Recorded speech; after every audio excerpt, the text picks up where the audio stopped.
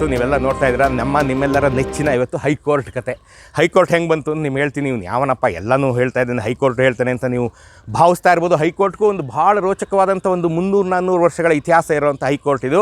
1701ರಲ್ಲಿ ಇನ್ಯಾರು ನಮ್ಮ ಮೈಸೂರು ಮಹಾರಾಜರಾದಂಥ ಚಿಕ್ಕದೇವರಾಜ ಒಡೆಯರು 1701ರಲ್ಲಿ 1673ರಿಂದ 1704ರವರೆಗೆ ಮೈಸೂರನ್ನು ಆಳದಂಥ ಅತ್ಯಂತ ಶಕ್ತಿಶಾಲಿಯಾದಂಥ ಮಹಾರಾಜ ಚಿಕ್ಕದೇವರಾಜ ಒಡೆಯರು ದಿಲ್ಲಿಯನ್ನು ಆಳ್ತಿದ್ದಂಥ ಮುಘಲ್ ಸಾಮ್ರಾಟ ಔರಂಗಜೇಬ ಇಷ್ಟು ದೊಡ್ಡ ಭರತಖಂಡವನ್ನು ಹೇಗೆ ಮ್ಯಾನೇಜ್ ಮಾಡ್ತಾ ಇದ್ದಾನೆ ಅಂತ ಅವನ ಹತ್ರ ಹೋಗಿ ನೋಡ್ಕೊಂಬಂದು ಸ್ಟಡಿ ಮಾಡಿ 18 ಕಚೇರಿ ಅಂತ 18 ಕಚೇರಿಗಳ ಒಂದು ಕಚೇರಿಗಳ ಸಮೂಹವನ್ನು ಶ್ರೀರಂಗಪಟ್ಟಣದಲ್ಲಿ ಶುರು ಮಾಡ್ತಾರೆ. ಯಾಕೆ ಶ್ರೀರಂಗಪಟ್ಟಣ ಅಂದರೆ ಮೈಸೂರು ಸಂಸ್ಥಾನದ ರಾಜಧಾನಿ ಯಾವಾಗ ಶ್ರೀರಂಗಪಟ್ಟಣ ಆಗಿತ್ತು. ಚಿಕ್ಕದೇವರಾಜ ಒಡೆಯರು ಅಲ್ಲಿ ಕೂತ್ಕೊಂಡು ಮೈಸೂರು ಸಂಸ್ಥಾನವನ್ನು ಆಳ್ತಿದ್ದಂಥ ಕಾಲದಲ್ಲಿ 18 ಕಚೇರಿ, 18 ಅಂದರೆ 18 ಕಚೇರಿಗಳ ಒಂದು ಸಮೂಹವನ್ನು ಶ್ರೀರಂಗಪಟ್ಟಣದಲ್ಲಿ ಇಟ್ಕೊಳ್ತಾರೆ.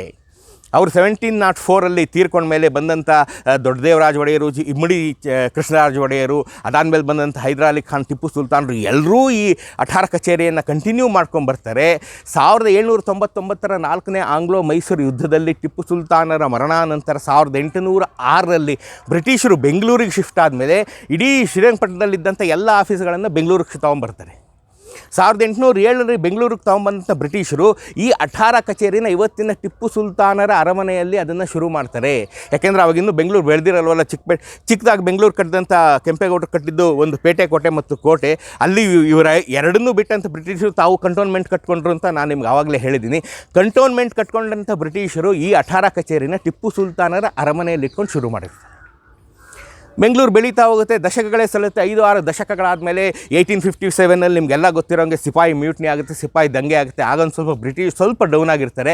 ಅದಾದಮೇಲೆ 1864ರಲ್ಲಿ ಬೃಹತ್ತಾಗಿ ಬೆಳ್ಕೊಂಡು ಹೋಗ್ದಿದ್ದಂಥ ಬೆಂಗಳೂರು ನೋಡಿ, ಆವಾಗಲೇ ಬೆಂಗಳೂರು ಭಾಳ ಬೆಳ್ಕೊಂಡು ಹೋಗ್ತಾ ಇರುತ್ತೆ. ಬೆಂಗಳೂರು ಬೆಳೀತಾ ಇದ್ದಂಗೆ ಟಿಪ್ಪು ಸುಲ್ತಾನರ ಅರಮನೆಯಲ್ಲಿದ್ದಂಥ 18 ಕಚೇರಿಗೆ ಸಾಲಲ್ಲ ಸ್ಪೇಸು. ಸಿಕ್ಕಾಪಟ್ಟೆ ಜನ ಬರೋದಕ್ಕೆ ಹೋಗೋದಕ್ಕೆ ಶುರು ಮಾಡ್ತಾರೆ. ಬೆಂಗಳೂರು ಬೆಳೆದು ಬಿಡುತ್ತೆ, ಅಡ್ಮಿನಿಸ್ಟ್ರೇಷನ್ ಜಾಸ್ತಿ ಆಗುತ್ತೆ. ಕಚೇರಿಗಳನ್ನು ವಿಸ್ತಾರ ಮಾಡಬೇಕಾದಂಥ ಪ್ರಸಂಗ ಬ್ರಿಟಿಷರಿಗೆ ಒದಗಿ ಬರುತ್ತೆ.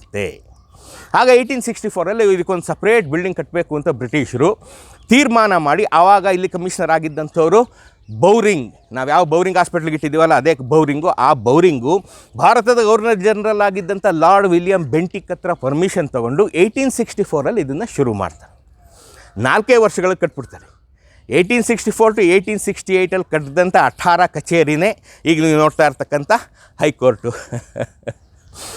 18 ಕಚೇರಿಗಳ ಸಮೂಹ ಈ ಹೈಕೋರ್ಟ್ ಆಗಿರುತ್ತೆ. ಆವಾಗ ಹೈಕೋರ್ಟು ಅಂತ ಇದಕ್ಕೆ ಹೆಸರಿರೋದಿಲ್ಲ, 18 ಕಚೇರಿ ಅಂತಲೇ ಇರುತ್ತೆ. 1864ರಿಂದ 1868 4 ವರ್ಷಗಳ ಅವಧಿಯಲ್ಲಿ ಇದನ್ನು ಕಟ್ತಾರೆ. ಆಗ ಚೀಫ್ ಇಂಜಿನಿಯರ್ ಆಗಿದ್ದವ್ರು ಯಾರು? ಇನ್ಯಾರು? ನಿಮ್ಮೆಲ್ಲರ ನೆಚ್ಚಿನ ಕರ್ನಲ್ ಹೀರಮ್ ಸ್ಯಾಂಕಿ. ನಮ್ಮ ಸ್ಯಾಂಕಿನ್ ಟ್ಯಾಂಕಿನ ಸ್ಯಾಂಕಿನೇ ಇದಕ್ಕೆ ಚೀಫ್ ಇಂಜಿನಿಯರ್ ಆಗಿದ್ದು. ಅವರೇ ನಿಂತ್ಕೊಂಡು ಇದನ್ನು ಕಟ್ಟಿಸಿದ್ದು. ವಾಲೇಸ್ ಆ್ಯಂಡ್ ಕಂಪ್ನಿ ಅನ್ನೋ ಒಂದು ಕಂಪ್ನಿಗೆ, ಬ್ರಿಟಿಷ್ ಕಂಪ್ನಿಗೆ ಇದನ್ನು ಕಾಂಟ್ರಾಕ್ಟ್ ಕೊಡ್ತಾರೆ. ಆದರೆ ಅವ್ರು ಇಲ್ಲಿಗೆ ಬರೋದಿಲ್ಲ. ಅವ್ರು ಹೇಗೇನು ಇದನ್ನು ಅಪ್ಪಟ ಕನ್ನಡಿಗರಿಬ್ಬರಿಗೆ ಔಟ್ಸೋರ್ಸ್ ಮಾಡಿಬಿಡ್ತಾರೆ. ಅವರಿಬ್ಬರು ಕಾಂಟ್ರಾಕ್ಟ್ರುಗಳು ಬೆಂಗಳೂರಿನಲ್ಲಿ ಹುಟ್ಟಿ ಬೆಳೆದ ಕಾಂಟ್ರಾಕ್ಟ್ರುಗಳಾದಂಥ ರಾಯ್ ಬಹದ್ದೂರ್ ಆರ್ಕಾಟ್ ನಾರಾಯಣಸ್ವಾಮಿ ಮೊದಲಿಯಾರು ಅಂತ ಒಬ್ಬರು, ಇನ್ನೊಬ್ಬರು ರಾಯ್ ಬಹದ್ದೂರ್ ರಾಮರತ್ನಂ. ಇವರಿಬ್ಬರು ಕಾಂಟ್ರಾಕ್ಟ್ಗಳಿಗೆ ಸೇರಿಕೊಂಡು ಈ ಹೈಕೋರ್ಟನ್ನು 4 ವರ್ಷದಲ್ಲಿ ಕಟ್ತಾರೆ.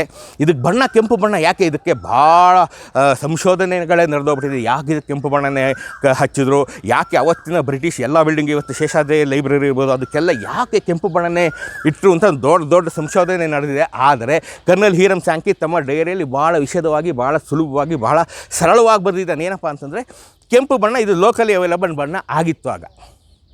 1868 1867-68 ಕೆಂಪು ಬಣ್ಣ ಲೋಕಲ್ ಅವೈಲೇಬಲ್ ಬಣ್ಣ ಆಗಿತ್ತು. ಹಾಗಾಗಿ ಲೋಕಲ್ ಅವೈಲೇಬಲ್ ಬಣ್ಣ ಮತ್ತು ಮೇಂಟೆನೆನ್ಸ್ ಫ್ರೀ, ಹಾಗಾಗಿ ಕೆಂಪು ಬಣ್ಣನ ಇದಕ್ಕೆ ಬೆಳೀತಾರೆ. ನಾನು ತೋರಿಸ್ತಾ ಇರೋವಂಥದ್ದು back entrance. As of now ಇದು ಬ್ಯಾಕ್ ಎಂಟ್ರೆನ್ಸ್ ಆಫ್ ಹೈಕೋರ್ಟ್. ಅವತ್ತಿನ ಇದು ಫ್ರಂಟ್ ಎಂಟ್ರೆನ್ಸ್ ಆಗಿತ್ತು. ಇದೇ ಫ್ರಂಟ್ ಎಂಟ್ರೆನ್ಸ್ ಆಗಿತ್ತು. ಇದ್ರ ಮುಂದೆ ಒಂದು ದೊಡ್ಡ ರಸ್ತೆ ಇತ್ತು. ರಸ್ತೆ ತೋರಿಸಿ ಬ್ರಿಜೇಶಲ್ಲಿ ಇದು ಒಂದು ದೊಡ್ಡ ರಸ್ತೆ ಇತ್ತು. ಈ ರಸ್ತೆಯಲ್ಲಿ ಅವತ್ತಿನ ನ್ಯಾಯಾಧೀಶರು ಸಾರೋಟ್ನಲ್ಲಿ ಬರ್ತಾಯಿದ್ರು ಮತ್ತು ನ್ಯಾಯವಾದಿಗಳೆಲ್ಲ ನಡ್ಕೊಂಬರ್ತಾಯಿದ್ರು ಮತ್ತು ಕಕ್ಷಿದಾರರು ವಕೀಲರು ಎಲ್ಲ ಈ ಕಡೆಯಿಂದ ಸೈಡಲ್ಲಿ ನಡ್ಕೊಂಬರ್ತಾಯಿದ್ರು. ನಡ್ಕೊಂಬಂದು ಇಲ್ಲಿ ಹೋಗ್ತಾ ಇದ್ದಂಥ ಇದು ಫ್ರಂಟ್ ಎಂಟ್ರೆನ್ಸ್ ಆಗಿತ್ತು. ಇದೇ ಫ್ರಂಟ್ ಎಂಟ್ರೆನ್ಸು. ಈ ಫ್ರಂಟ್ ಎಂಟ್ರೆನ್ಸ್ ಮುಂದೆ ಇಲ್ಲಿ ಮಾರ್ಕ್ ಕಬ್ಬಂತ ಒಂದು ಸ್ಟ್ಯಾಚು ಸಹ ಇತ್ತು. ಈಗ ಆ ಸ್ಟ್ಯಾಚು ಇಲ್ಲಿಲ್ಲ, ಅದೆಲ್ಲೋ ಇತ್ತು ಅಂತ ಆಮೇಲೆ ಹೇಳ್ತೀನಿ. ಇದೆಲ್ಲ ಆದಮೇಲೆ ಇದನ್ನು ಕಟ್ಟಿದ ಮೇಲೆ 1971 ಇದನ್ನೂ ಸಾಲ್ತಾ ಇರಲಿಲ್ಲ. ಇದು ಕಟ್ಟಿದಂಥ ಹೊಸರಲ್ಲಿ ಇದಕ್ಕೆ ಬೌರಿಂಗ್ ಅಠಾರ ಕಚೇರಿ ಅಂತ ಹೆಸರಿತ್ತು. ಯಾಕೆಂದರೆ ಬೌರಿಂಗ್ ಆ ಕಮಿಷನರ್ ಆಗಿದ್ದಲ್ಲ, ಅವರು ಆ ಕಾಲದಲ್ಲಿ ಕಟ್ಟಿದ್ದಕ್ಕೆ ಇದನ್ನು ಬೌರಿಂಗ್ ಅಠಾರ ಕಚೇರಿ ಅಂತ ಕರಿತಿದ್ರು. ಆವಾಗಲೂ ಇದು ಹೈಕೋರ್ಟ್ ಅಂತ ಹೆಸರು ಬಂದಿರಲಿಲ್ಲ. ಇದಕ್ಕೆ ಬೌರಿಂಗ್ ಅಠಾರ ಕಚೇರಿ ಅಂತ ಇದಕ್ಕೆ ಹೆಸರಿತ್ತು. ಇದು ಫ್ರಂಟ್ ಎಂಟ್ರೆನ್ಸ್ ಆಗಿತ್ತು. ಆಗ 1971 ಇದು ಅನೆಕ್ಸ್ ಅಂತ 2 ಸರಿ ಕಟ್ತಾರೆ. ಅದಾಗಿ 1970 1917 ನಾರ್ತ್ ಈಸ್ಟ್ ಕಾರ್ನರ್ ಆಫ್ ಇದು ಕಟ್ತಾರೆ.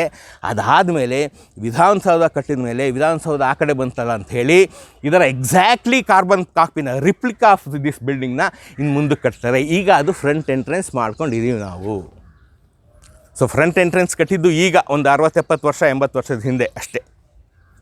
ಈಗ ರೀಸೆಂಟಾಗಿ ಕಟ್ಟಿದ್ದು ಜಯಚಾಮರಾಜ ಒಡೆಯರ್ ಕಾಲದಲ್ಲಿ ಫ್ರಂಟ್ ಎಂಟ್ರೆನ್ಸನ್ನು ಕಟ್ತಾರೆ. ಆದರೆ ಇದನ್ನು ಕಟ್ಟಿದ್ದು 1868 ಇದು ಬ್ಯಾಕ್ ಎಂಟ್ರೆನ್ಸ್. ಆವತ್ತಿನ ಫ್ರಂಟ್ ಎಂಟ್ರೆನ್ಸ್ ಆಗಿತ್ತು. ಇಲ್ಲಿ ಮಾರ್ಕ್ ಕಬ್ಬನ್ ಒಂದು ಪ್ರತಿಮೆ ಇಟ್ಟಿದ್ರು. ಮಾರ್ಕ್ ಕಬ್ಬನ್ ನಿಮ್ಗೆ ಗೊತ್ತು, ನಮ್ಮೆಲ್ಲರ 50 ವರ್ಷಗಳ ನಮ್ಮೆಲ್ಲರ ಬೆಂಗಳೂರಿನ ಒಂದು ಅಭಿವೃದ್ಧಿಗೆ ಪುರೋಭಿವೃದ್ಧಿಗೆ ಕಾರಣನಾದಂಥ ಪ್ರಾತಸ್ಮರಣೀಯ ಬ್ರಿಟಿಷ್ ಅಧಿಕಾರಿ. ಆವಾಗ ಕೆಲವು ಜನ ಮತ್ತದನ್ನು ಗಲಾಟೆ ಮಾಡಿಬಿಡ್ತಾರೆ, ಯಾಕೆ ಮಾರ್ಕ್ ಕಬ್ಬನ್ ಪ್ರತಿಮೆ ಇಲ್ಲಿರಬೇಕು, ಬೇಕಾಗಿಲ್ಲ ಅಂತ. ಸರಿ, ಮಾರ್ಕ್ ಕಬ್ಬನ್ ಪ್ರತಿಮೆಯಿಂದ ಇಲ್ಲಿಂದ ತೆಗೆದು ಕಬ್ಬನ್ ಪಾರ್ಕಿನ ಬ್ಯಾಂಡ್ ಸ್ಟ್ಯಾಂಡಲ್ಲಿ ಇಡ್ತಾರೆ.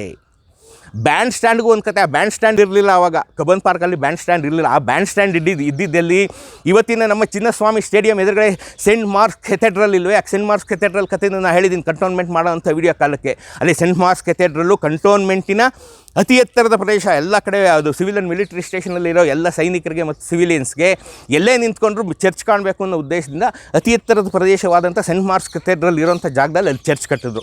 ಆ ಸೆಂಟ್ ಮಾರ್ಕ್ಸ್ ಕೆಥೆಡ್ರಲ್ ಇದ್ದಂಥ ಜಾಗದಲ್ಲಿ ಕಬ್ಬನ್ ಪಾರ್ಕಿನ ಬ್ಯಾಂಡ್ ಸ್ಟ್ಯಾಂಡ್ ಇತ್ತು. ಅಲ್ಲಿ ಅದು ಮೊದಲ ಕಬ್ಬನ್ ಪಾರ್ಕಿನ ಬ್ಯಾಂಡ್ ಸ್ಟ್ಯಾಂಡ್ ಆಗಿತ್ತು. ಆ ಕೆಥೆಡ್ರಲ್ ಕಟ್ಟುವಂಥ ಕಾಲಕ್ಕೆ ಆ ಬ್ಯಾಂಡ್ ಸ್ಟ್ಯಾಂಡ್ ತೆಗೆದು ಇಲ್ಲ ಹಾಕಿದ್ರು. ಆ ಬ್ಯಾಂಡ್ ಸ್ಟ್ಯಾಂಡ್ ಮುಂದೆ ಈ ಕಬ್ಬನ್ನ ಪ್ರತಿಮೆಯನ್ನು ಹಾಕಿದ್ರು. ಚೆನ್ನಾಗಿತ್ತು ಕತೆ. ಆದರೆ ಇಲ್ಲಿ ಕುತೂಹಲಕರವಾದಂಥ ಇನ್ನೊಂದು ಮಾಹಿತಿ ಏನಪ್ಪ ಅಂತಂದರೆ, ಇದಕ್ಕೆ high court, sessions court, civil court ಅನ್ನೋ ಯಾವ ಕೋರ್ಟಿನ ಕಲ್ಪನೆನೇ ನಮಗಿರಲಿಲ್ಲ, ಬಂದೂ ಇರಲಿಲ್ಲ. ಈವನ್ ಬ್ರಿಟಿಷ್ನವ್ರಿಗೂ ಇರಲಿಲ್ಲ. ಇದು ಅಠಾರ ಕಚೇರಿ ಅಂತಲೇ ಭಾಳಷ್ಟು ವರ್ಷಗಳ ಕಾಲ ಇದು ಜನಜನಿತವಾಗಿತ್ತು. ಹಾಗೆ ಕಾರ್ಯನಿರ್ವಹಣೆ ಆಗ್ತಾಯಿತ್ತು. ಮತ್ತು court, sessions court, high court, civil court ಅಂತ ಬಂದಿದ್ಯಾವಾಗ, ಅದು ಭಾಳ ಕುತೂಹಲಕರವಾದಂಥ ಕಥೆ. ಅದಕ್ಕೆ ಇನ್ನೊಂದು ದೊಡ್ಡ ಎಪಿಸೋಡ್ ಆಗುತ್ತೆ. ಅದು ಇನ್ನೊಂದು ಎಪಿಸೋಡಲ್ಲಿ ನಾನು ನಿಮ್ಗೆ ಹೇಳ್ತೀನಿ. High court, sessions court, civil court ಅಂತ ನಾವು ಕರೀತಾ ಇರಲಿಲ್ಲ. ಇದನ್ನು ನಾವು ಅಠಾರ ಕಚೇರಿ ಅಂತಲೇ ಕರೀತಾ ಇದ್ವು. ಎಲ್ಲ ಕಚೇರಿಗಳ ಸಮೂಹನೂ ಇದಾಗಿತ್ತು. ಕೋರ್ಟು ಅನ್ನೋದು ಯಾಕೆ ಬಂತು, ಆ ಪದ ಯಾಕೆ ಬಂತು ಅನ್ನೋದು ಮತ್ತೊಂದು ಕುತೂಹಲಕಾರಿ ಕಥೆ. ಅದನ್ನು ನಾನು ನಿಮ್ಮ ಮುಂದೆ ಹೇಳ್ತೀನಿ. ಇವತ್ತು ಈ ಹೈಕೋರ್ಟ್ ಹೇಗೆ ಹುಟ್ಕೋತು ಇಲ್ಲಿ ಅಂತ ನಾನು ನಿಮ್ಗೆ ಹೇಳಿದ್ದೀನಿ.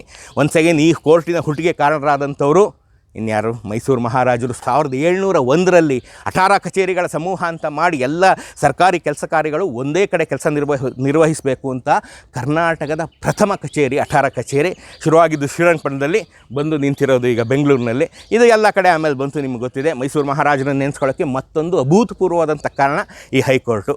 ಸೊ ಇದು ಚೆನ್ನಾಗಿತ್ತು ಅಂತ ಭಾವಿಸ್ತೀನಿ. ಹೈಕೋರ್ಟ್ ಹೇಗೆ ಬಂತು ಅಂತ ನಾನು ಮುಂದಿನ ಎಪಿಸೋಡಲ್ಲಿ ಹೇಳ್ತೀನಿ. ನೀವು ಈ ಕಡೆ ಬಂದಾಗ ಬ್ಯಾಕ್ ಎಂಟ್ರೆನ್ಸ್ಗೆ ಒಂದ್ಸಲಿ ಬಂದು ನೀವು ಕಬ್ಬನ್ ಪಾರ್ಕ್ಗೆ ಬರ್ತಿರಲ್ಲಾಗ ಹಿಂದ್ಗಡೆ ಎಂಟ್ರೆನ್ಸ್ಗೆ ಬಂದು ನೀವು ನಿಂತ್ಕೊಂಡು ನೋಡಿ. ಅಭೂತಪೂರ್ವವಾದಂಥ ರಸ್ತೆ ನೀವು ನೆನೆಸ್ಕೊಳ್ಳಿ. ಆಗ 1868 ಇನ್ನೊಂದು ರಸ್ತೆ ಇತ್ತು. ನ್ಯಾಯಾಧೀಶರೆಲ್ಲ ಇಲ್ಲಿ ಕುದುರೆ ಸಾರೋಟಲ್ಲಿ ಬರ್ತಾಯಿದ್ರು. ಕುದುರೆ ಸಾರೋಟಲ್ಲಿ ಬಂದು ಈ ಅಠಾರ ಕಚೇರಿಯೊಳಗೆ ಹೋಗ್ತಾಯಿದ್ರು. ಮಿಕ್ಕೆಲ್ಲ ದೊಡ್ಡ ಇಲ್ಲಿ ದಿವಾನರುಗಳು ಮತ್ತೊಬ್ಬರು ಮಗದೊಬ್ಬರು ಎಲ್ಲ ಈ ಕಡೆಯಿಂದನೇ ಬರ್ತಾಯಿದ್ರು. ಕಕ್ಷಿದಾರರು ವಕೀಲರೆಲ್ಲ ಈ ಕಡೆಯಿಂದನೇ ಬರ್ತಾಯಿದ್ರು. ಆ ಕಡೆ ಏನೂ ಇರಲಿಲ್ಲ ಆಗ. ಇದೇ ಎಂಟ್ರೆನ್ಸ್ ಆಗಿತ್ತು. ಇದೇ ಕಾರ್ಯನಿರ್ವಹಿಸುವಂಥ ಮುಖ್ಯ ಕಚೇರಿ ಮತ್ತು ಮುಖ್ಯ ದ್ವಾರ ಆಗಿತ್ತು. ಚೆನ್ನಾಗಿತ್ತು ಅಂತ ಭಾವಿಸ್ತೀನಿ. ಮುಂದಿನ ವಾರದಿಂದ ಮತ್ತೊಂದು ಇಂಥದ್ದೇ ಐತಿಹಾಸಿಕವಾದಂಥ ಮಾಹಿತಿಯನ್ನು ನಿಮ್ಮದೇ ಬರ್ತೀನಿ. ಅಲ್ಲಿವರೆಗೆ ಚೆಕ್ ಕೇರ್. Love you.